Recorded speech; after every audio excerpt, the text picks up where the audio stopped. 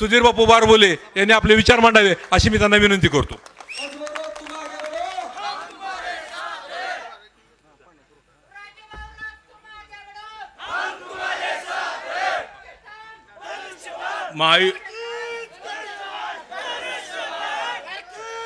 महायुतीचे उमेदवार आपल्या सर्वांचे लाडके माननीय राजाभाऊ राऊत, उपस्थित स्टेजवर सर्व नेते मंडळी, वेळ कमी असल्यामुळे मी सगळ्यांची नावं घेत नाही, उपस्थित पांगरीतील सर्व ज्येष्ठ नागरिक, सर्व युवा कार्यकर्ते व राजाभाऊवर प्रेम करणारे विविध भागातून आलेले सर्व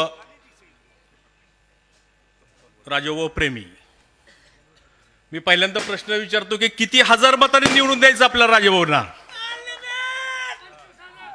25,000?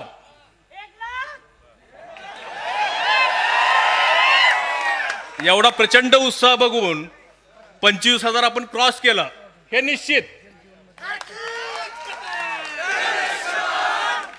आता या निमित्ताने मी सांगू इच्छितो, मी काय जास्त वेळ घेणार नाही, गेल्या 30 वर्षातलं विरोधकाचं काम आणि राजाभाऊचं ह्या 5 वर्षातलं काम हे बघणं गरजेचं आहे।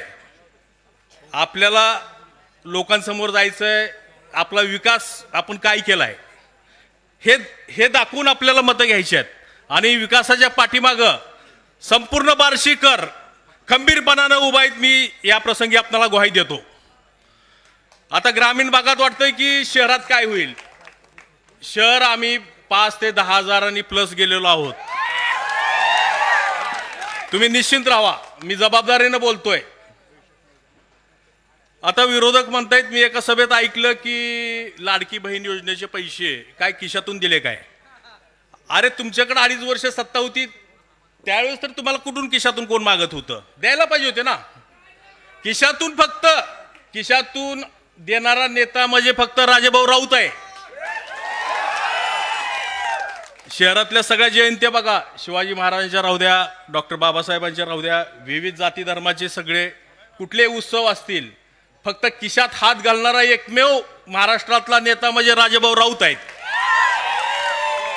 तुम्ही कधी विरोधकाला सांगतो की तुम्ही कुठल्याही ह्याला, ती आगळगावात म्हणलं होतं की करंगुळी तुम्ही सुई नाही केलं, त्याच्यामुळे तुम्ही काय विकास करणार आहेत? त्याच्यामुळे या निमित्ताने सांगतो की राजाभाऊच्या पाठीमागं आपण खंबीरपणानं उभं राहणं गरजेचं आहे। त्याला कारण आहेत, सर्व जाती धर्माला घेऊन जाणारा नेता म्हणजे राजाभाऊ राऊत आहे। आणि विकासाचं जर बघितलं की महाराष्ट्रामध्ये 288 मतदारसंघामध्ये सगळ्यात जास्त निधी खेचून आणणारा एकमेव आमदार म्हणजे राजाभाऊ राऊत आहे। आता पांगरीमध्ये मला बोलणं थोडं गरजेचं होतं। पांगरीमध्ये आमचे नातेवाईक आहेत, गरड सर आहेत, चव्हाण आहेत, लाडे आहेत, भरपूर कंपनी आहे। त्यांना सांगू इच्छितो की ब्रँड बारबोले राजाभाऊ राऊता बरोबर आहे। सगळ्यांनी मी आवाहन करतो, मी पुन्हा स्पेशल येऊन सगळ्यांची गाठी घेईल। आता ते पाहुणे रावळे ह्याचं राजकारण गेलं, आम्ही सगळे मिळून आहोत, एकीनं आपल्याला सगळ्यांना राहायचंय आणि आपण खंबीरपणानं राजाभाऊच्या पाठीमागं उभा राहाल, मी या प्रसंगी आपणाला आवाहन करतो, विनंती करतो। आणि तमाम जनतेला मी सांगू इच्छितो की राजाभाऊ सारखा बार्शी तालुक्याला मिळालेला हिरा आपण गमवू नका। निश्चितपणानं येणाऱ्या 5 वर्षामध्ये राजाभाऊ आमदार झाले ही काळ्या दगडावरची रेग आहे। येणाऱ्या 5 वर्षामध्ये बार्शी तालुका काय अपलट होतंय हे आपण सगळे बघणारच आहोत। आपण ह्या निमित्ताने सांगतो की आपण राजाभाऊच्या पाठीमागं खंबीरपणानं उभा राहा आणि हजारोच्या मतांनी त्यांना मताधिक्य देऊन विजयी करा। एवढं बोलून मी माझे 4 शब्द संपवतो। जय हिंद, जय महाराष्ट्र। आपले नेते, आपले उमेदवार आदरणीय राजाभाऊ राऊत यांच्या प्रचाराच्या निमित्तानं या पांगरी गावामध्ये होत असलेल्या सभेसाठी उपस्थित असलेले या गावातील सर्व राजाभाऊवर प्रेम करणारे माझे आपले सर्व मतदार बंधू आणि भगिनींनो, तुमचा आत्ताचा जोश बघितल्यानंतर पांगरीतून फक्त लीड किती मिळणार आहे एवढाच विषय बाकी राहिलेला आहे असं या ठिकाणी मला वाटतं. 30 ते 35 हजार येणार राज्यावर येते. मित्रांनो, हे निवडणूक अत्यंत महत्त्वाची निवडणूक आहे. हे निवडणूक आपण विकासाचा मुद्दा घेऊन आज आपण या निवडणुकीच्या सामोरे जात आहे. परंतु गेले 6 टर्म तेव्हा जे आपल्या विरोधक आमदार होते हे आता 9व्यांदा आपल्यासमोर उभा आहेत आणि इतके वर्ष त्यांनी सत्ता भोगून देखील या निवडणुकीमध्ये प्रचाराला त्यांच्याकडे कुठलाही मुद्दा नाही. फक्त आपल्याला नावं ठेवणं, टिंगल करणे, विनोद करणे, विकासावर एकही मुद्दा त्यांच्या स्टेजवर असलेला एकही वक्ता विकासावर आज बोलू शकलेला नाही. ही सगळ्यात दुर्दैवाची बाब आहे. मित्रांनो, आपले राजेबरोबर ज्या ज्या सभेमध्ये बोलत असतील त्यावेळेस राजेभाऊंना 1-1 तास त्या ठिकाणी विकासावर बोलतात आणि सगळ्या सभा झाल्यानंतर सुद्धा आम्ही म्हणतो भाऊ हा एक मुद्दा राहिला, हा एक मुद्दा राहिला. म्हणजे असंख्य कामं प्रचंड कामं त्या ठिकाणी आपल्या राजेभाऊंनी केलेले आहेत. म्हणून एका बाजूला निष्क्रिय आणि एका बाजूला क्रियाशील अशा प्रकारचा फरक या ठिकाणी आपण लक्षात घेतला पाहिजे. 4.5 वर्ष हा आपला विरोधक घराच्या बाहेर देखील पडला ना, आपल्या सर्वांना माहीत आहे. कुणाच्या संपर्कात सुद्धा नाही. लोकसभेची निवडणूक झाली आणि त्यावेळची कारणं वेगवेगळी होती. काय आपल्या तालुक्यातून आपल्या विरोधी खासदाराला मतदान जास्त पडलं आणि ह्या लोकांना झोपलेल्या माणसाला जाग आली आणि आता आपला बी काहीतरी नंबर लागतो काय की. परंतु तशी परिस्थिती नाही. हे मतदान करणारे तुम्ही आम्ही सगळेच होतो.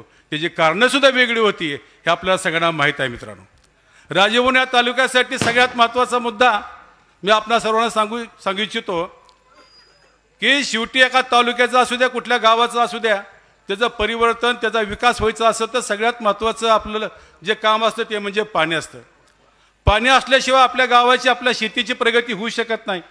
म्हणून राजेभाऊनं सर्वात जास्त लक्ष केंद्रित केलं ते सगळं पाण्यावर केलं. बार्शी उपसा सिंचन योजना गेल्या 28 वर्षापासून रखडली होती. आपणा सर्वांना माहिती आहे 700 कोटीची प्रशासकीय मान्यता मिळाली. त्यातल्या 350 कोटीच्या आज कामं चालू आहेत आणि 50-60% मित्रांनो कामं सुरू झालेली आहेत. ही बाब साधी नाही. एका 2.5 वर्षामध्ये जवळपास आपल्याला 4000 कोटीचा आज आपला निधी मिळालेला आहे. आणि पाण्यावर परत त्याबरोबर साठवण तलावाच्या बाबतीत सुद्धा आपण माहीत आहे जवळजवळ 37 साठवण तलाव भाऊने त्या ठिकाणी पाझर तलावाचं रूपांतर साठवण तलाव. ही स्वतःची कल्पना आहे भाऊंची. महाराष्ट्रात एकमेव आमदार आहे. कारण भूसंपादन करण्यासाठी लागणारा वेगळा पैसे त्यासाठी लागणार नाही, शासनाला जास्त खर्च येणार नाही. परंतु पाणी वाढलं पाहिजे, पाणी साठवून क्षमता वाढली पाहिजे आणि त्या ठिकाणी ओलिताखाली येणारं क्षेत्रसुद्धा वाढलं पाहिजे. आणि प्रत्येक शेतकऱ्याला त्या ठिकाणी पाण्यापासून आपल्या शेती त्या प्रकारे कशा प्रकारे चांगली उत्पन्न घेऊ शकाल या दृष्टीनं राजेभाऊने साठवण तलावाला सुद्धा त्या ठिकाणी प्राधान्य दिलेलं आहे. म्हणून माझ्या मित्रांनो, आपल्या तालुक्याचं भवितव्य जर बदलायचं असेल, हा प्रगतीचा आलेख असाच कायम ठेवायचा असेल तर तुम्हाला राजेभाऊला खंबीरपणे आपण साथ दिली पाहिजे. मला खात्री आहे आता जे माझे वयोवृद्ध उभं म्हणले 35 ते 40 हजार अशा ज्येष्ठ माणसाला आतून ज्यावेळेस बोललं जातं ना त्यावेळेस ते शब्द खरा होत असतो. मित्रांनो, याच पांगरीमध्ये आपण बहु निवडून आल्यानंतर एक विजय सभा आपण निश्चित घेऊ आणि त्या ठिकाणी ज्यांनी आपल्या भाऊवर टीका केली त्यांना सडेतोड उत्तर देऊ. आता काय ज्याला आपण खासदार केलं, हां ती त्याला तसं म्हणल्यामुळे ती माझ्यावर काल तुटून पाडला 2 ठिकाणी बोललाय. तुम्हाला सगळ्याला सांगू करू भाऊ खुलासा करू का? भाऊ कुठे करू का खुलासा? मित्रांनो, तुम्हाला आता ह्यातला काही जी तरुण मुलं आहेत व्हॉट्सअप फेसबुक वापरतात त्यांना बऱ्यापैकी माहिती आहे, बाकीच्याला माहीत नाही. हरकत नाही, आता ओपन झालं म्हणलं सांगायला काय हरकत नाही. विषय असा झाला होता, आगळगावला आपल्या प्रचाराचा शुभारंभ होता. रणवीर भाई आपला मार्केट यार्डातून 1000 विद्यार्थ्यांची बाईक रॅली काढली होती. आपल्याला आगळगावला जायला रस्ता तो एकच होता. जात असताना माहीत असताना त्या सोपळच्या बंगल्यासमोर काय 4-5 पोलिस घेऊन त्या उमेदवाराचा थोरला भाऊ त्याचं वयवर्ष 77 आहे आणि खुर्ची टाकून येणाऱ्या जाणाऱ्या माणसाला तो खुन्नस देत होता. रणवीर भैया आल्यानंतर सुद्धा त्याला ज्या पद्धतीने हातवारे केले की तुम्हाला मी माईकवर सुद्धा सांगू शकत नाही. अशा पद्धतीने विचित्र अशा म्हणजे ज्याचं वय आजोबाच्या वयात आहे ह्या माणसाला या वयात सुद्धा त्याला बुद्धी नाही. आणि मग टी व्हीला फक्त दाखवलं गेलं एक की आपल्या रणवीर भैयानं आपल्या तरुण पोरांना त्या ठिकाणी जोशपूर्ण गोंधळ घातला म्हणून. मार्केट यार्डापासून निघाल्यापासून माझा मुलगा रोहित आणि रणवीर भैया एकाच गाडीवर होते. माझा मुलगा महागर रणवीर पुढे होता. रणवीर भैयाला आपल्या त्या थोरल्याला बघितलं की मुळातच टाळकं हलतंय. त्याला एकच माहिती आहे माझ्या बापाला सगळ्यात जास्त त्रास ह्या लोकांनी दिला आहे, ही सापडली की सोडणार नाही. आणि नेमकं त्याने तीच चूक केली आणि रणवीर भाईला राग सहन झाला नाही. मित्रांनो, रणवीर भाई ज्यावेळेस हातवारे करत होता गाड्या उभा केल्या आणि मग त्याला आपले रणवीर भाईच्या स्टाईलमध्ये त्यांना चालू केलं. मग ती बघता ती आत गेला. आत गेल्यानंतर मग माझ्या मुलानं त्याला काय केलं, भैया खाली बस, जाऊ द्या, आत गेला खाली बस. थोडी समजायची भूमिका घेतली, हरकत नाही, ते चुकला असं खाली बस. पण रणवीर भाईच्या डोक्यात जे राग होता तुनं माझ्या मुलाला तू गप रे म्हणून प्रेमानं असं पाठीमागं मारलं आणि विरोधकांनी ती फक्त तेवढीच क्लिप काढली आणि तीच व्हायरल केली आणि रमेश अण्णाच्या मुलाला रणवीर भाईनं मारलं म्हणून सांगितलं. मित्रांनो, मी अत्यंत स्वाभिमान आहे. मी माझ्या मुलाला आणि सांगतो आधी महत्त्वाचं, आम्हाला कुणालाच काय माहीत नाही. सभा संपली, रात्री 1 वाजता मी जेवण कुठे मिळणार नाही म्हणून खानविल्या का हॉटेलला मी जेवायला गेलो. 12:15 साडेबारा वाजले असतील आणि 12:45ला पहिला मला फोन कोणाचा आला असेल तर रणवीर भाईचा आला. हो अण्णा असं असं झालं म्हणले आणि ती क्लिपमध्ये विरोधकांना व्हायरल केली. मी म्हणलं काय झालं भैया, काय नाही आम्हाला बी कळलं नाही म्हणले, जोशमध्ये म्हणले आम्हाला आठवलं बी नाही, माहिती बी नाही, रोहितला माहीत नाही. सभा संपली, आम्ही बी आलो घरी, जेवलो आम्ही आपापल्या घरी गेलो. आत्ता घरी बघितलं तर माझं असं क्लिप गेले. मी रोहित भाईला पाठीमागं हळूच चापड मारली होती जोशमध्ये. आपण म्हणतो का नाही धराधरी म्हणल्यानंतर गबस गबस करतो का नाही, त्यातला प्रकार झाला. मित्रांनो, काही कारण नाही, त्याला निमित्त झालं आणि सगळ्या तालुक्यात त्याने आमची बदनामी करण्याचा प्रयत्न केला. परंतु तो रणवीर भैया अत्यंत निर्मळ मनापासून त्याला मला सांगितलं की मला घडलेली गोष्टसुद्धा माहीत नाही. तितक्याच प्रामाणिकपणे म्हणलं भैया तू गोष्टीकडे लक्ष देऊ नको, विरोधक कुठल्या ना कुठल्या गोष्टीचं भांडवलच करत असतात, आपण त्या गोष्टीकडे दुर्लक्ष कर, तू सुद्धा मनाला काय लावून घेऊ नको. मी तर अजिबात मनाला लावून घेत नाही. अरे जर तसं केलं असतं ना, मी बी खानदानी लेकरू आहे, मी पण ह्या स्टेजवर थांबलो नसतो, लक्षात ठेवा. पण तसं घडलंच नाही. पण विरोधक किती खालच्या पातळीवर जाऊन आरोप करतात हे तुम्हाला सांगायचं. आता येताना मला कोणतरी म्हणलं, मला अण्णा तुमचे काय मुलाची किरकिर झाली का, आता नाव आठवण नाही कोण म्हणलं होतं भैया आपलं, आता मला एक जण म्हणलं होतं काय झालं का म्हणून. असो, तर अशा पद्धतीने हे विरोधक कुठल्याही टोकाला जाऊन आपल्यामध्ये मतभेद करण्याची तयारी असते, करत असतात. आपण या गोष्टीकडे कुणीही जर लक्ष देऊ नका. आणि शेवटचं एकच सांगतो, आपला नेता फक्त विकास आणि विकास याच गोष्टीवर लक्ष केंद्रित आहे. आपल्या तालुक्याचा विकास करण्यासाठी आपण सर्वांनी राजूभाईचे हात बळकट केले पाहिजे. म्हणून मी आजी सर्वांना हात जोडून विनंती आहे, राजूभाईला या ठिकाणी आपण आपलं चिन्ह आहे धनुष्यबाण, धनुष्यबाणासमोरचं बटन दाबून राजूभाईंना प्रचंड मताने विजय करावं अशा प्रकारची विनंती करतो आणि माझे 2 शब्द संपतो. जय हिंद, जय महाराष्ट्र. आदरणीय अमित भाई रसा यांचा मनसेमधून राजभाऊ राऊत गटामध्ये म्हणजेच आपल्या शिवसेनेमध्ये जाहीर प्रवेश होत आहे. सर्वांनी टाळ्या वाजवून करा. अरे खींच के तोन, खींच के तोन.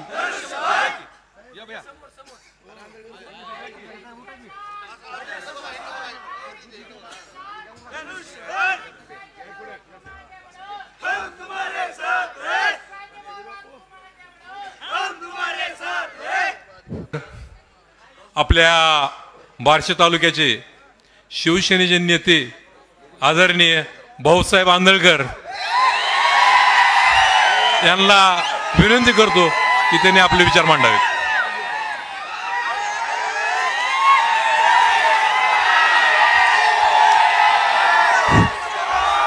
अरे खींच के तोन, खींच के तोन. महाराष्ट्राची कुलस्वामिनी आई तुळजाभवानी, महाराष्ट्राचा जाणता राजा शिवछत्रपती, हिंदू हृदय सम्राट बाळासाहेब ठाकरे साहेब, घटनेचे शिल्पकार महामानव डॉक्टर बाबासाहेब आंबेडकर, फुले शाहू, अहिल्यादेवी होळकर, अण्णाभाऊ साठे, या भगवंत नगरीचं कुलदैवत बार्शीचं कुलदैवत भगवंत यांच्या चरणी नतमस्तक होतो आणि येडाईच्या चरणी, तुळजापूरच्या चरणी नतमस्तक होतो. वास्तविक 2011 पासून आपण मला प्रेम दिलेला आहे, म्हणून हा उत्साह भाऊच्या नात्यानं या ठिकाणी आहे. आत्ताच भाऊनी मला भाषणाला उभा राहायच्या आधीच सांगितलंय जास्त काही बोलायचं नाही. मला वाटतं भाऊ धनुष्यबाण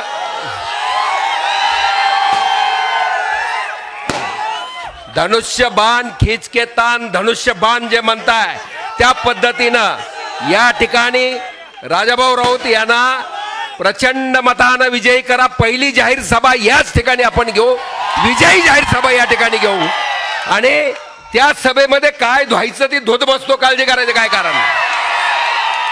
आज आपल्याला मतं पाहिजे आहेत, मतदानाला या ठिकाणी गालबोट लावण्याचा प्रयत्न आत्ताच रमेश पाटील साहेबांनी सांगितलं त्या पद्धतीनं विरोधक करतोय. मित्रांनो, या ठिकाणी राजाभाऊ राऊतांची ताकद आपण पाहिलेली आहे, म्हणूनच आम्ही या व्यक्तीशी आम्ही सुद्धा इच्छुक होतो. या ठिकाणी पाहिलेलं आपण, तरी सुद्धा या भावाच्या भावाला खांदा लावून प्रचंड मताने या ठिकाणी विजय करण्यासाठी आम्ही या ठिकाणी आलेलो आहे. मुख्यमंत्री या ठिकाणी सक्षम आहेत आणि म्हणूनच राजाभाऊच्या हातामध्ये भगवा, हा भगवा मर्दाच्या हातामध्ये शोभतो, हा मर्दाच्या हातामध्ये शोभतो. खरी शिवसेना आज वंदनीय पूजनीय स्वर्गीय हिंदू हृदय सम्राट बाळासाहेब ठाकरे साहेब असताना जो लाड माझ्या राजाभाऊ राऊताचा त्यांनी केला, या ठिकाणी निष्ठावंत शिवसैनिक, हडामासाचा शिवसैनिक या ठिकाणी 2004ला आमदार झाला आणि तो शिवसेनेमध्ये झाला. आज जी शिवसेना आहे ती माझ्या एकनाथ शिंदे साहेबाची या वाघाची आहे आणि त्या वाघाच्या शिवसेनेमध्ये या ठिकाणी राऊतांनी प्रवेश केल्यानंतर आपण पाहिलेला आहे 2014ला त्यांना आपण आशीर्वाद दिला होता. म्हणजे त्या भगवंत मैदानावरती याला सभा विरोधकाला का घेता येत नाही, त्याला त्या ठिकाणी पितळ उघडं पडेल म्हणून या ठिकाणी सभा घेत येत नाही. कालची सुद्धा सभा या ठिकाणी बाहेरून भाड्याच्या आणलेल्या लोकांची सभा झालेली आहे. धाराशिव, उस्मानाबाद, कळंब, तेर, ढोके आणि या ठिकाणी निरेटिव्ह या ठिकाणी पसरवण्याचा प्रयत्न केला जातोय. मित्रांनो, मी उद्धव साहेबाला 12/11/2011 इथं कापसे आहेत, बाबा कापसे, दुपारची सभा उद्धव ठाकरे साहेबाची कालच्याच तारखेला झाली 12/11/2011 आणि काल तारीख होती 12/11/2024. एका आंधळकर, एक शिवसैनिकाचा घरदाराचा संसाराचं वाटोळं केलं यांना आणि आता ह्याचं वाटोळं बंगल्याचं केल्याशिवाय हा राहणार नाही, एवढं नक्की आहे. आणि मित्रांनो, आमचा आमदार हा पाणीदार आमदार आहे, विकास रत्न आहे. या ठिकाणी 4000 कोटीच्या वरती निधी या ठिकाणी आणला गेलेला आहे आणि आता लाडकी बहीण योजना, मुख्यमंत्री लाडकी बहीण योजना वगैरे आत्ताच रमेश पाटील साहेबांनी सांगितलं काय किशातनं पैसे देता का नाही. आज विकासाच्या माध्यमातून या ठिकाणी गव्हर्नमेंटला पैसा येतो, त्यातून 1500चे किती करणार, 2021चे काय करणार ते मुख्यमंत्र्यांनी सांगितलेलं आहे. ते काय खिशातनं देत नाहीत, परंतु एकच शब्द वापरतो राजाभाऊची माफी मागून, कारण तुम्हाला खिशातनं पैसा द्यायची सवय मोडली मानी चौफुल्यामध्ये लागलेली आहे. त्यामुळे हा प्रॉब्लेम आहे. जास्त बोलत नाही, तेवढंच बोलतो आणि या ठिकाणी पुढे जायचं आहे. पुढची सभा आहे, पुढची सभा आहे.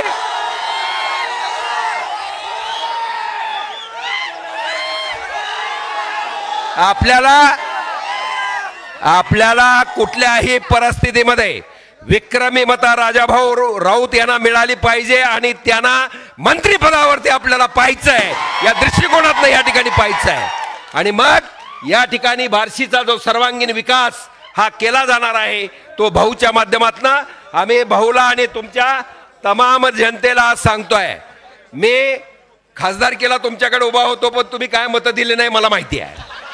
कारण मी जर हे आत्ताच भाऊ बरोबर आलो तर पहिलाच आलो असतो तर परिणाम वेगळा झाला असता. बरोबर आहे का? ते धाडस तुमच्या ह्या सुपुत्राने या ठिकाणी दाखवलं आणि आजच तुमच्या देखत सांगतोय यापुढे मी आमदारकी बिमदारकी काय लढवणार नाही. भाऊनं मला काय करायचंय ते ठरवलेलं आहे, त्यामुळे काळजी करण्याचं इथं कारण नाही आहे, एवढंच सांगतो. आणि भाऊच्या खांद्याला जमीन हिकलली तिकडे काय होईल ते होईल, आता मी काय कुठं जाणार नाही, कारण मी शिवसेनेमध्येच आहे, माझं रक्त शिवसेनेचं आहे आणि त्यामुळं भाऊच्या खांद्याला खांदा लावून आयुष्यभर काम करण्याचं ठरवलेलं आहे. त्यामुळे राजाभाऊचा विजय निश्चित आहे, एवढंच सांगतो आणि थांबतो. धान्यावाग आणि हरित क्रांतीचे जनक आदरणीय राजाभाऊ राऊत यांना विनंती करतो की त्यांनी आपले विचार मांडावेत. राजभाऊ राऊत तुम आगे बढ़ो, राजभाऊ राऊत तुम आगे बढ़ो. अच्छा, अरे खींच के तोन.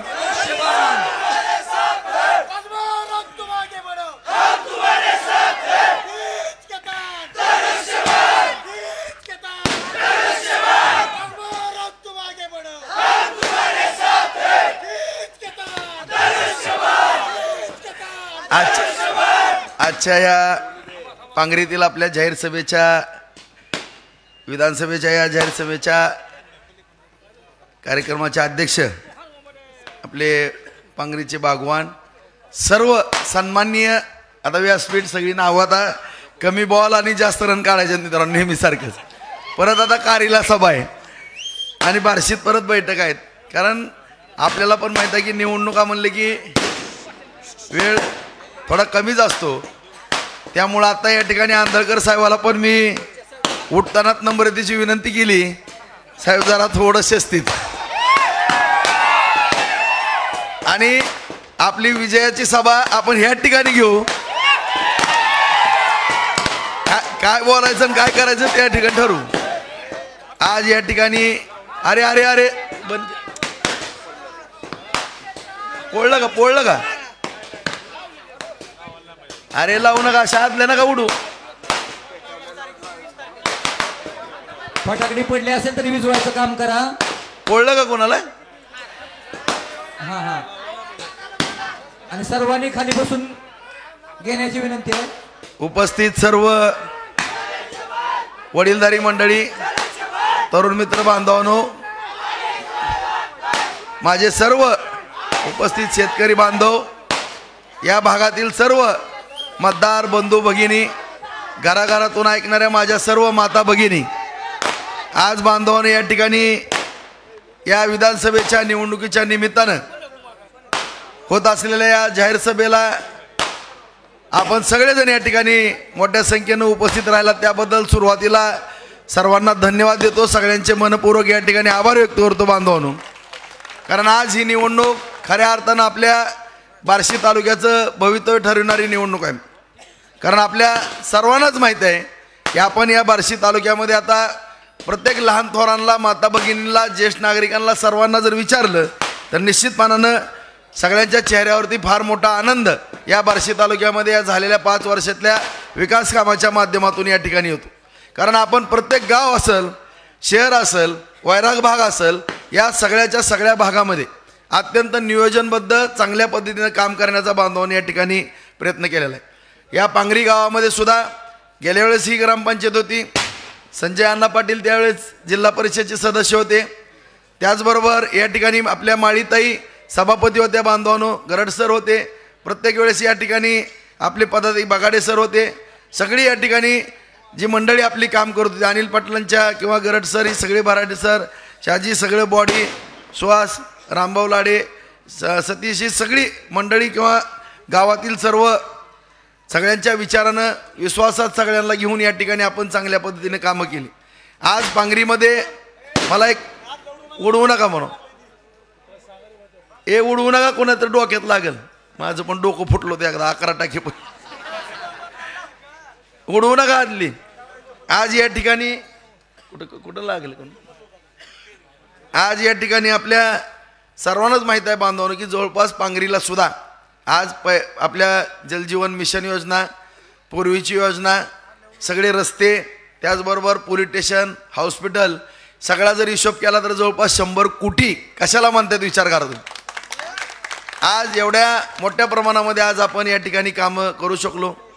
आज बार्शी तालुक्यामध्ये संपूर्ण तालुक्यामध्ये जर बांधवांनो पाहिलं तर निश्चितपणानं या ठिकाणी आपण उपसा सिंचन योजनेच्या माध्यमातून 700 कोटीची मान्यता आणली, 350 कोटीच्या निविदा काढल्या, त्याचीही कामं चालू आहेत. आज साठवण तलावाच्या माध्यमातून सुद्धा जवळपास 37 साठवण तलाव या ठिकाणी आपण बार्शीला मंजूर केले. 35 साठवण तलावाची कामं बांधवांनो चालू आहेत.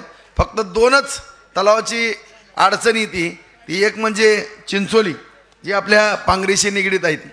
आज या ठिकाणी बाकीचे सगळे साठवण तलाव या ठिकाणी अत्यंत चांगल्या पद्धतीची कामं झालेली आहेत. त्यापैकी आपल्या जवळच्याच गावाला पाहिलं तर पांढरीचा सुद्धा साठवण तलाव आपला पूर्ण झालेला आहे. त्याचं सुद्धा पाणी आपण उन्हाळ्यामध्ये पांगरीला या ठिकाणी पिण्याकरता आणण्याचा या ठिकाणी प्रयत्न केला, आणलंही. आणि अशा रीतीनं येणाऱ्या पावसाळ्यामध्ये हे सगळेचे सगळे साठवण तलाव पूर्ण होणार आहेत. नागझरी भोगावतीवरचे 18 किटीवेर म्हणजे कोल्हापूर पद्धतीचे बांधारे, त्याचबरोबर आपल्या घोरवड्यावरती 8 बांधारे, जलयुक्त शिवारमधून केलेली कामं, या सगळ्या माध्यमातून तुम्हाला मी आवर्जून सांगू इच्छितो माझ्या शेतकरी बांधवांना की माझ्याकडनं लिहून घ्या मित्रांनो. येणाऱ्या 8 महिने ते 1 वर्षाच्या आत जवळपास 50,000 एकर जमीन आपण आपल्या तालुक्यातली बागायत करणार आहोत. अशा रीतीनं माझ्या सगळ्या शेतकरी बांधवांना या ठिकाणी दिलासा देण्याचं काम करणार आहोत. आजही मी पांगरीतल्या माझ्या सर्व या पंचक्रोशीतल्या माझ्या बांधवांना, शेतकरी बांधवांना मी सांगू इच्छितो की ममदापूरची मंडळी आली असतील किंवा सगळी इकडली पांढरी असेल किंवा पुढं डाळे पिंपळगाव वगैरे हा परिसर आहे, हिंगणी आहे, जवळगाव आहे, आपलं कळमोड आहे, त्याचबरोबर कोरेगावचा तलाव आहे, आपला पाथरीचा तलाव आहे, पाथरीची पण आली असतील या ठिकाणी सगळीजण. सगळ्यांना जबाबदारीने वाक्य वापरतो मित्रांनो की 23 TMC पाणी हे उजनीचं पाणी मराठवाड्याला जाणार आहे. आणि मराठवाड्याला जात असताना ती चोराळखळीवरनं पाणी जाणार आहे. आणि ते पाणी लवकरात लवकर सगळे मराठवाड्यातले आमदार बंधू भगिनींना एकत्र घेऊन सातत्यानं, आपल्या सगळ्यालाच माहिती आहे की केंद्र सरकार आपलं आहे आणि राज्य सरकार सुद्धा 3 दिवस झाला आपण सर्वे पाहत असलात तर त्या ठिकाणी सुद्धा 165च्या पुढं जागा आपल्या या ठिकाणी दाखवल्या जातात. सर्वेमध्ये सगळ्या 165 आणि येणाऱ्या 8 दिवसामध्ये माझ्या माहितीप्रमाणे आणखीन 15-20 जागा वाढायची शक्यता नाकारता येत नाही. म्हणजे 180 ते 190च्या पुढं जागा आपल्या या ठिकाणी महायुतीच्या येणार आहेत. आणि त्या माध्यमातून तुमच्या आशीर्वादानं आणि त्यामध्ये आपल्या बार्शीचा सुद्धा प्रथम क्रमांकाने त्या ठिकाणी नंबर आहे मित्रांनो. आणि कुठलीही आता काळजी करण्याचं कारण राहिलं. आणि त्यावेळेस ज्यावेळेस ही पाणी जाणार आहे, मी जबाबदारीनं बोलतो असं माझ्या विरोधकांनी पण बोलावं.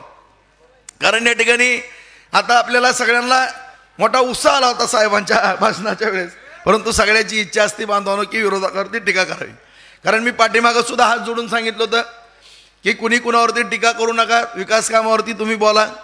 मी त्या विचारानं चाललेलो, परंतु विनाकारण मला आगळगावमध्ये बोलले. आता अण्णांनी सांगितलं की कालच्या सभेमध्ये सुद्धा काही कारण नसताना तुम्ही टीका करण्याचा तुम्हाला नैतिक अधिकार नाही. माझ्या विरोधकाला सांगू इच्छितो, तुम्ही विकास कामावरती का बोलत नाहीत? या तालुक्यामध्ये आपण काय केलंय? 25-30 वर्ष एका आपल्या पिढीला बर्बाद केलंय. नव्या पिढीसमोर आपण काय आदर्श ठेवणार आहोत किंवा आपण या तालुक्याच्या उपजीविकेची साधनं कुठली निर्माण करणार आहेत ह्याबद्दल तुम्ही बोला. आज विनाकारण ह्याहून झालं त्याहून झालं ह्या गोष्टी तुम्ही तिसरीगड विषय नेण्याचं कुठलंही कारण नाही. आज मी उद्या त्यांची कधीतरी सभा होईल या पांगरीमध्ये, आज मी या ठिकाणी बोलून जातो मित्रांनो. एवढंच म्हणा की ज्यावेळेस चोराखळीवरनं पाणी इकडे जाणार आहे त्यावेळेस तुमच्यामध्ये हिंमत आहे का ती पाणी खाली वळवून आणायची या ठिकाणी? एवढंच विचार. कारण जेवढं अवघडातलं अवघड काम आहे तेवढं मी करू शकतो. आज मी साठवण तलावाच्या बाबतीमध्ये सुद्धा चिंचोलीचे काय बांधव आले असतील, आलेत का? सगळ्यांना मी हात जोडून सांगतो मित्रांनो, तुम्ही काळजी करू नका. त्या चिंचोलीचा साठवण तलावाला सुद्धा मीच त्या ठिकाणी फडणवीस साहेब होते, राम शिंदे साहेब होते, त्यावेळेस 5 साठवण तलाव मी मंजूर करून आणले. तुम्हाला मान्य आहे? चिंचोलीचा आणला, रौळगावचा आणला, सुरडीचा आणला, मालेगावचा आणला आणि संगमनेरचा आणला. बरोबर आहे? 5ची ऑर्डर एकाच वेळेस काढलेल्या होत्या. फक्त त्या ठिकाणी तो रस्ता डायव्हर्शन जो करायचा आहे त्या रस्त्याला 40 कोटी रुपये लागतात. आणि 40 कोटी रुपये जर त्यामध्ये निधी ॲड करायचा म्हणलं तर त्याला त्या मापदंडामध्ये बसत नाही. ती साईट आपली रद्द होईल. तसं जर करायचं म्हणलं तर तसं करता येत नाही. कारण एक जर गोष्ट केली तर राज्यामध्ये तो नियम लागू होतो. आता उदाहरणार्थ एक सांगतो की एखाद्या जर कुठल्या बाबीमध्ये सरकारनं निर्णय घेतला आणि ते त्याच सारखी गोष्ट असेल आणि ते काम करा म्हणून सरकारला कोणी पत्र दिलं आणि ते केलं नाही, जर कोणी हायकोर्टात गेलं तर त्या पद्धतीनं कामं करावं लागतील. त्याच पद्धतीनं जे साठवण तलावाला बजेट पडत असतंय त्या बजेटच्या जादा पैसे त्या ठिकाणी जात असल्यामुळं त्या ठिकाणी अडचण येते. त्यामुळं आता आपला हा लातूर रस्ता पूर्ण केलेला आहे, तुम्हाला मान्य आहे, सगळा डांबरी केलेला आहे, कारण तो कॅन्सल होत होता. परंतु सगळ्या रस्त्याला आंदोलनं होऊ लागली, गुडघ्या एवढे खड्डे पडले होते, म्हणून हा रस्ता आपण 140 कोटीचा रस्ता केला. आणि खऱ्या अर्थानं लातूर ते टेंभुर्णी हा मार्ग 4 पदरी होणार आहे, तुम्हाला तेही माहीत आहे. माननीय गडकरी साहेबांनी लातूरच्या सभेमध्ये सांगितले, त्याचा DPR तयार झालेला आहे. मी ताबडतोब पाठपुरावा करून त्या रस्त्याचं डायव्हर्शन करून कसल्याही किमतीत राजेंद्र राऊताचा शब्द आहे साठवण तलाव करून दाखवणार, म्हणलं ही दाखवणार. तुम्ही अजिबात काळजी करू नका की ज्या विरोधकांनी माझ्याबद्दल तिथं काड्या खावत्या त्यांना तुम्ही एवढंच विचारा, अरे मी नारळ सुद्धा आणखीन फोडलेला नाही तिथला, माहित आहे ना तुम्हाला. ती अधीक्षक अभियंता आले होते, तिथं गडबड करायला लागली, हातात नारळ घेतली होती, नारळ फोडा. मी म्हणलं नाही, मला माहित आहे तिथं टेक्निकल काय अडचण आहे, ती अडचण दूर झाल्याशिवाय मी नारळ फोडणार नाही. आणि तुम्हाला मी सांगतो, ज्या दिवशी मी नारळ येऊन फोडल त्याच्यात 2 ते 2.5 महिन्याच्या ती साठवण तलाव पूर्ण करून दे, एवढा शब्द या ठिकाणी. सगळी रात्रंदिवस यंत्रणा तिथं लावा, आणि मी सुद्धा आठवड्यातनं 2दा त्या कामावर येऊन जाईल, एवढा जिद्दीचा माणूस मी आहे. त्यामुळं त्या साठवण तलावाच्या बाबतीमध्ये सुद्धा काळजी करू नका, कारण या ठिकाणी मी जबाबदारीने बोलतो. या ठिकाणी माझ्या सर्व शेतकरी बांधवांनो, जवळपास 250च्याहून अधिक साईट या बार्शी तालुक्यामध्ये साठवण तलावाचे आहेत. कारण आपल्याला उजनीचं जे पाणी येणार आहे ते पाणी त्या उपळाई वगैरे त्या परिसरामध्ये बार्शीच्या कडेनं येते, आणि ज्या गावाला पाणी जाऊ शकत नाही त्या गावाला आपल्याला साठवण तलावाशिवाय पर्याय नाही. आज पांगरीला सुद्धा 2 साईट आहेत, मी माहिती घेतलेली आहे. त्या पांगरीतल्या माझ्या सर्व शेतकरी बांधवांना सांगू इच्छितो की दोन्हीच्या दोन्ही पाझर तलावाचं साठवण तलावामध्ये मी रूपांतर करणार आहे. कारण त्या दिवशीच माननीय मुख्यमंत्री साहेबाला मी विनंती केली, साहेब काही करा परंतु 101 साठवण तलाव मला या ठिकाणी मिळालेच पाहिजे. त्यांना वाटलं 101 कोटी रुपयाचा निधी मागतो काय की, 101 कोटी रुपये दिले म्हणले राजेंद्र. 101 कोटी रुपये नाही म्हणलं साहेब, 900 ते 1000 कोटी रुपये लागतात म्हणलं याला. अरे बापरे म्हणले, ती शेतकऱ्याचं काम आहे ना, राजेंद्र दिले म्हणले. आणि अशा पद्धतीनं आज आपण 4000 कोटीच्या पुढं आज या ठिकाणी निधी आणू शकलो मित्र. आज या ठिकाणचा आपला हा लातूर रस्ता केला, सोलापूर रोड केला, उस्मानाबाद रस्ता आपण त्या ठिकाणी केलेला आहे. आई तुळजाभवानीला जाणारा 250 कोटीचा रस्ता आपण मंजूर केला, त्याचं काम चालू झालेलं आहे त्या ठिकाणी. आज अशा रीतीनं संपूर्ण तालुक्यामधले सगळे एकामेका गावाला जोडणारे मुख्यमंत्री सडक योजना, पंतप्रधान सडक योजना, PWDच्या माध्यमातून पूल असतील, रस्ते असतील, सगळे केलं. आज या ठिकाणी काय राहिले असतील तेही ताबडतोब आपण या ठिकाणी करू. बार्शी शहरामध्ये संपूर्ण शहरामधले हुडकून कामं काढावं लागतात. आज तिथला सुद्धा Solapur road, Alipur road, Upalai road, 422 road, Paranda road, Daspimpalgaon road, Agalgaon road सगळेच केले. आणि ह्यांच्या दारातला रस्ता सुद्धा केलेला विकास दिसत नाही, म्हणजे आता किती दुर्दैव आहे मला सांगा. तो सुद्धा रस्ता आपल्याला करावा लागला. आणि अशा पद्धतीनं बागा त्या ठिकाणी छानपैकी केल्या.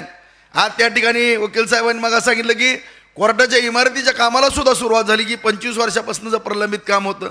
आज बार्शीला सुद्धा उपजिल्हा रुग्णालय आपण त्या ठिकाणी काम चालू आहे, 50% काम पूर्ण झालेलं आहे. त्या ठिकाणी 30 क्वाटेचं हॉस्पिटल होतं, आपण 100 क्वाटेचं मंजुरी आणली, त्याचं काम चालू आहे. 25 जणांचा स्टाफ होता त्या ठिकाणी, आता आपण 125 लोकांचा स्टाफ मंजूर करून घेतलेला आहे. 25 डॉक्टरांची टीम आहे त्या ठिकाणी, तज्ज्ञ डॉक्टरांची टीम.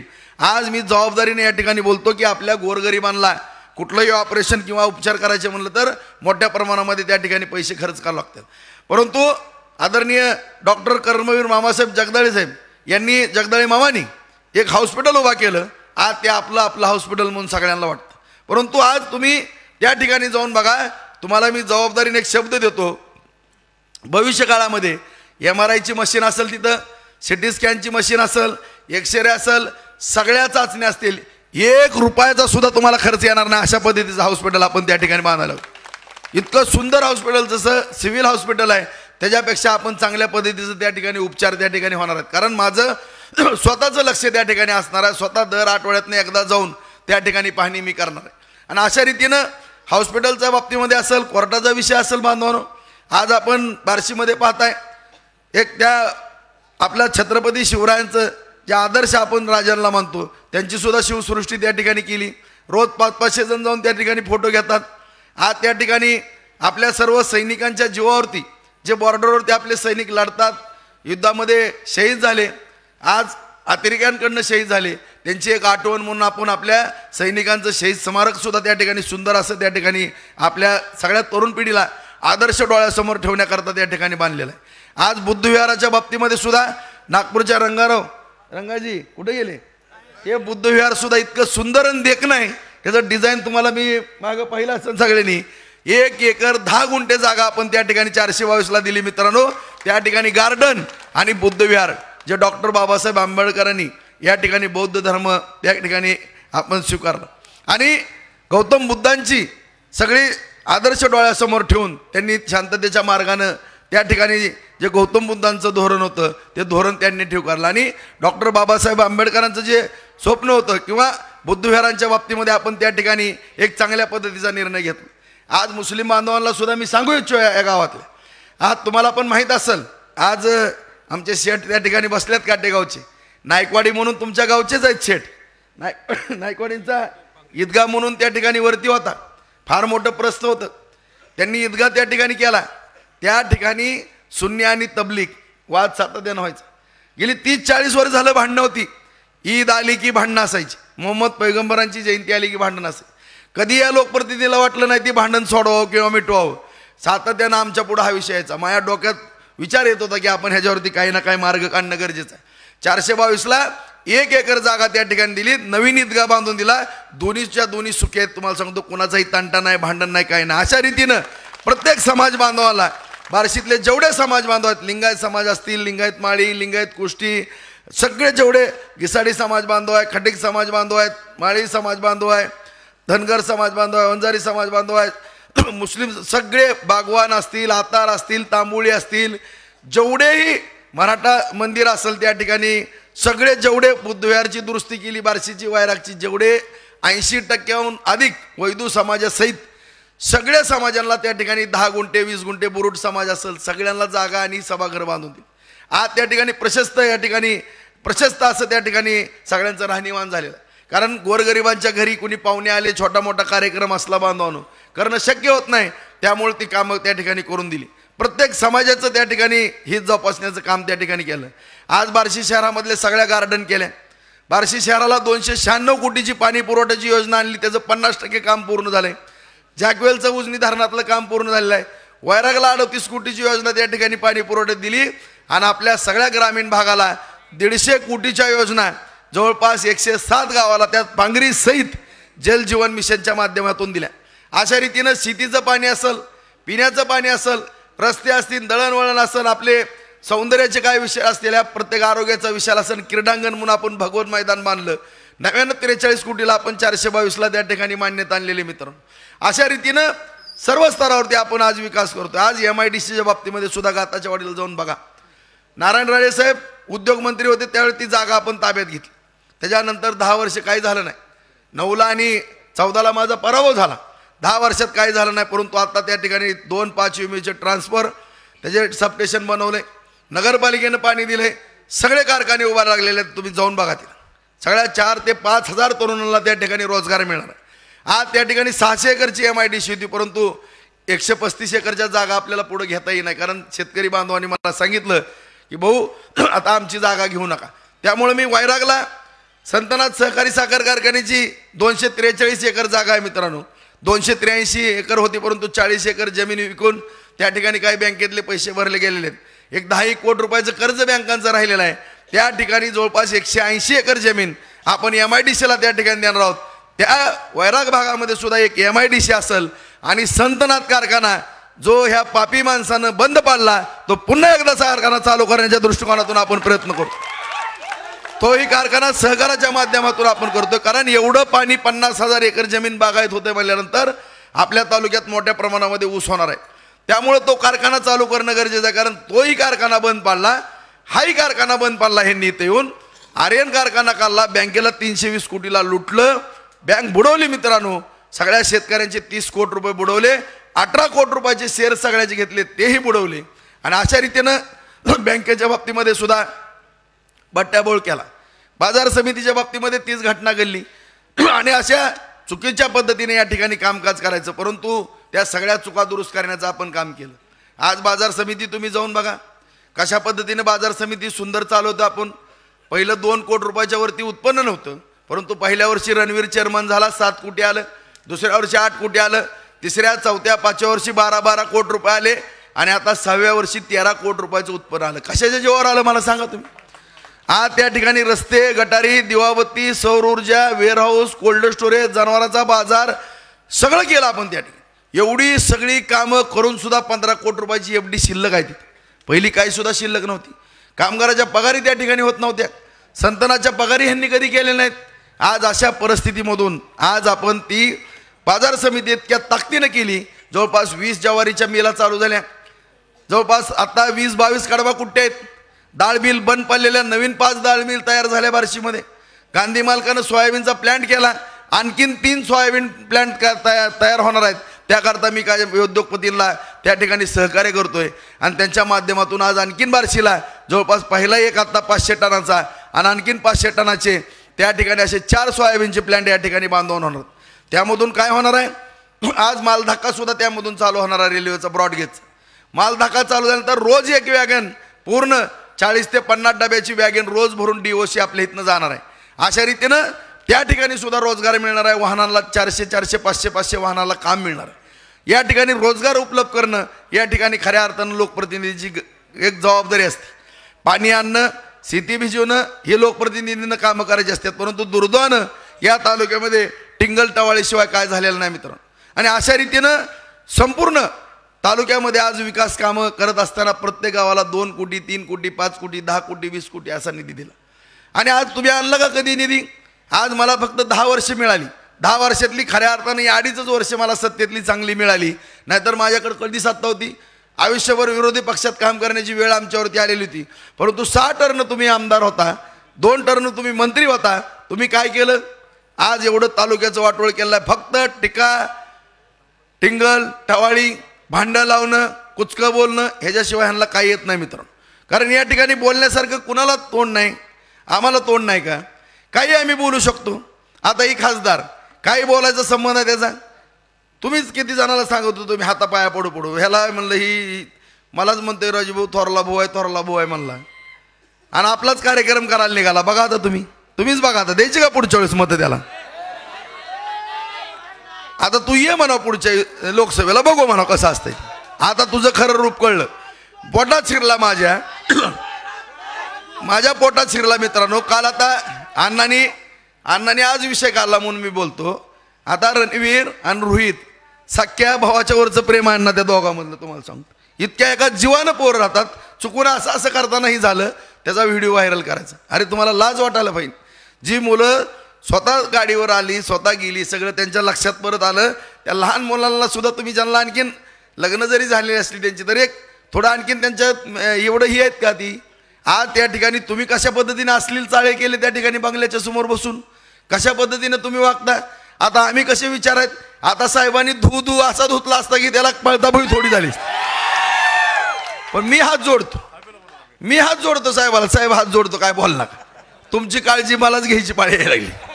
इतकी काळजी करतो म्हणजे मला विचार करा, त्यांची सुद्धा काळजी करणारा तुमचा आमदार आहे. मग विचार करा किती मी काळजी तुमची तर किती करत असेल. त्याच्यामुळे या ठिकाणी तुम्ही टीका टिप्पणी करण्यापेक्षा तुम्ही विकासाचं काय केलं ती सांगा, किंवा तुम्ही काय तुमच्याकडे काय विजन आहे, काय दृष्टी आहे पुढची तुम्ही सांगा. मी जसं आज सांगू इच्छितो की मी संतनात कारखाना चालू करूनच दाखवत असतो. आज बोललो मी, चला मी 2 MIDC आणखी नवीन करूनच दाखवणार. केंद्र सरकारच्या माध्यमातून एखादा मोठा उद्योग बार्शीला मी आणणार. मी जाहीररित्या बोलतो आणि मी तुम्हाला सगळ्याला माहीत आहे बांधवांनो की मी कुठलीही गोष्ट बोलल्यानंतर तुमच्या साक्षीनं किंवा तुमच्या आशीर्वादानं सहकार्यानं मी या राजकारणामध्ये काम करतो. आणि या ठिकाणी बोललेल्या गोष्टी मी करून दाखवल्या. कुणी मला सांगू त्या गावात कुणी कॉम्प्युटरला फीड केलं, ही रस्ता करा केला, इथं बंधारा द्या दिला, भाऊ पाईपलाईन दिली, ही करा ती करा केलं. कुठलं काम ठेवतो आजच्या ऐवजी उद्या होईल, परंतु कुठलंही काम माझ्याकडनं राहणार नाही. त्या दृष्टिकोनातनं आज या बार्शी तालुक्याला गरज कशाची आहे? आज या ठिकाणी MIDCच्या आणखीन 2, मी मग एक सांगितलं की वैरागानं उपळायला 2 MIDC आपल्या नवीन करतो. आणि या ठिकाणी जवळपास तिथं 4-5 हजार, तिकडं 4-5 हजार, इकडे 4, 12 ते 15 हजार पोरांच्या हाताला काम मिळणार आहे. आज या ठिकाणी आम्ही निवडणुकीच्या माध्यमातून बघतोय मित्रांनो, जवळपास 40,000 लोक आपल्या तालुक्यातली बाहेर आहेत. 40,000 ही काय भूषणाव गोष्ट आहे का आमच्या दृष्टीनं? नाही, ही काय आमच्या दृष्टीनं योग्य गोष्ट नाही. पिंपरी चिंचवड, पुणे, ठाणे, इचलकरंजी ह्या भागामध्ये जर लोक काय गावातली 300-400 लोक बाहेर आहेत, चांगली गोष्ट नाही आहे. कमीत कमी काही जी सेटल झाले ती ठीक आहे 72च्या दुष्काळापासून गेलेली, परंतु आता तरी हा लोंढा थांबणं गरजेचं आहे. आणि मला खात्री आहे की ज्यावेळेस 8 महिने ते 1 वर्षाच्या आत ही पाणी ज्यावेळेस उजनीचं या ठिकाणी सगळीकडे खेळन, त्यावेळेसपासून हा जाण्याचा लोंढा थांबन आणि बाहेरची संख्या आपल्या बार्शीमध्ये ते आणून दाखवू शकतो मी. काही अडचण नाही, तुम्हाला सांगतो, तुमची इच्छाशक्ती पाहिजे. आज बघा तुम्ही गावोगावी काय परिस्थिती आहे मित्रांनो. आज प्रत्येक आईवडिलाला आपल्या तरुण मुलांचं टेन्शन आहे. आज 25, 30, 35, 40 वर्षापर्यंत मुलं गेलेत. आज लग्नाच्या अडचणी आहेत. आज शेतकऱ्याची मुलगी असली तर शेतकऱ्याच्या मुलाला मुलगी देत नाही. परिस्थिती आहे का नाही सांगा तुम्ही मला. वस्तुस्थिती आहे आज ही प्रत्येक गावामध्ये. ही कधी बदलणार आहे? जोपर्यंत त्या शेतकऱ्याचं उत्पन्न वाढत नाही, जोपर्यंत त्या शेतकऱ्याचा एखादा बंगला, चांगलं घर होत नाही, त्याच्या घरात गाडी उभारत नाही, तोपर्यंत त्या ठिकाणी आपल्या मुलांच्या बाबतीमध्ये अशाच अडचणी होणार आहेत मित्र. ह्याला दुसरा कुठला पर्याय नाही. ह्याला जमिनी बागायत करणं आणि उद्योग वाढवणं. आणि उद्योग वाढवायला लागलं तर माझ्यावरच टीका करते, हीच उद्योग करायला लागले. अरे तू कर ना बाबा, तुला कोणी अडवलं? एक ना दड भाराबड चिंध्या तुम्ही हेरेमेट हॉस्पिटल बंद पाडलं, कॅन्सर हॉस्पिटलचं 3-93 वाटरा केलं, संतनाथ कारखाना बंद पाडला, आर्यन कारखाना बंद पाडला, मार्केट कमिटीची अवस्था वाईट केली ती, बँक तुम्ही बुडवली. अशा सगळ्या जर तुम्ही संस्था बुडवत असाल किंवा बंद पाडत असाल, तुम्हाला उद्योगाची जर कलाच नसेल तर मला या ठिकाणी सांगा, तुम्हीच बँका बुडवल्या, आम्ही कुठं बुडवल्या का? आम्ही पण कर्ज घेतो, माझ्यावर पण 100 कोटीचं कर्ज आहे मित्रांनो.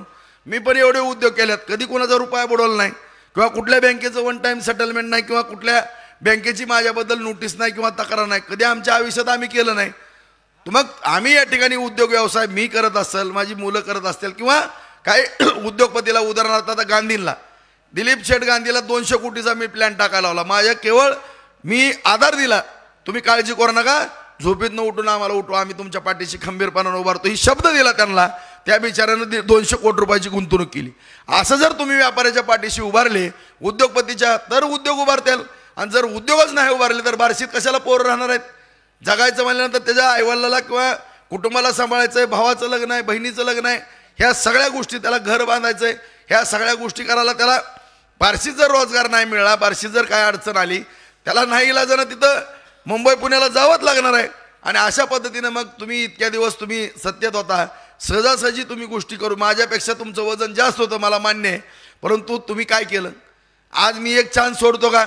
आज शिंदे साहेब असतील, फडणवीस साहेब असतील, अजितदादा असतील, किंवा कुठलाही मंत्री राहू द्या, डायरेक्ट मी फोन केल्यानंतर एका सेकंदात फोन उचलतात प्रत्येकजण. या ठिकाणी चिंचोलीला सुद्धा रात्री 12 वाजता फडणवीस साहेब मुख्यमंत्री असताना तुमचं त्यांचं बोलणं करून दिलं होतं.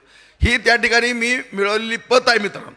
मी इतकी पत त्या ठिकाणी तयार केली की प्रत्येकाने आपला सन्मान केला आणि कुठलंही काम सांगितलं नाहीच म्हणलं नाही. आणि भविष्यकाळात सुद्धा असाच राहणार आहे.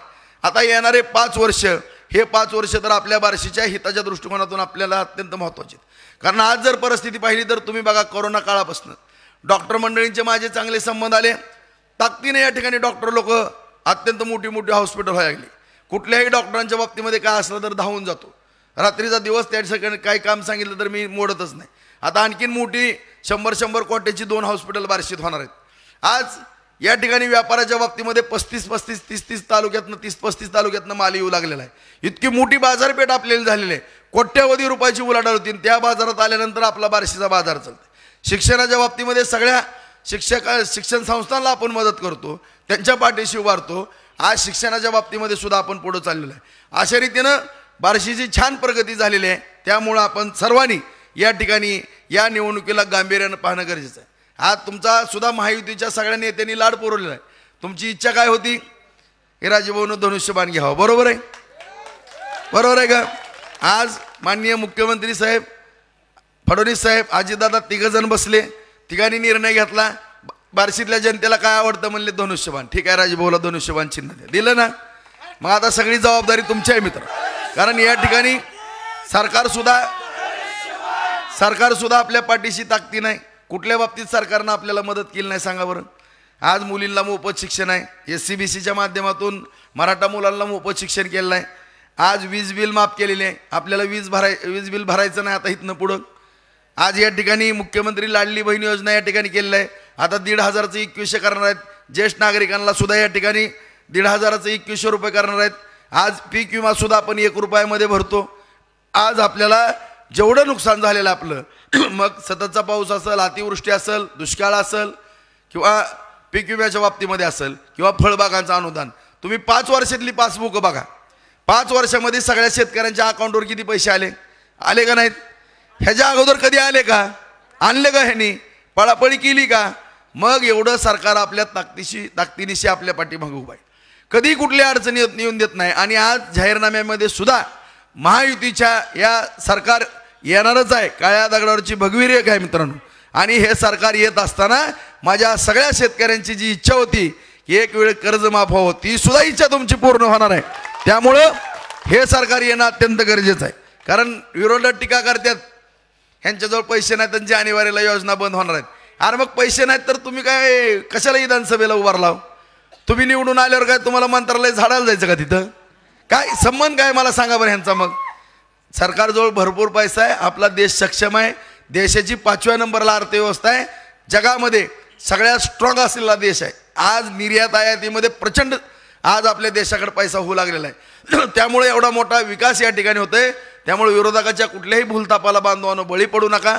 आपल्या तालुक्याचा विकास, आपल्या तालुक्यातली हरित क्रांती, औद्योगिक क्रांती करण्याकरता सगळ्यांनी फक्त 8 दिवस तुम्ही या ठिकाणी तालुक्याकरता द्या. 8 दिवस.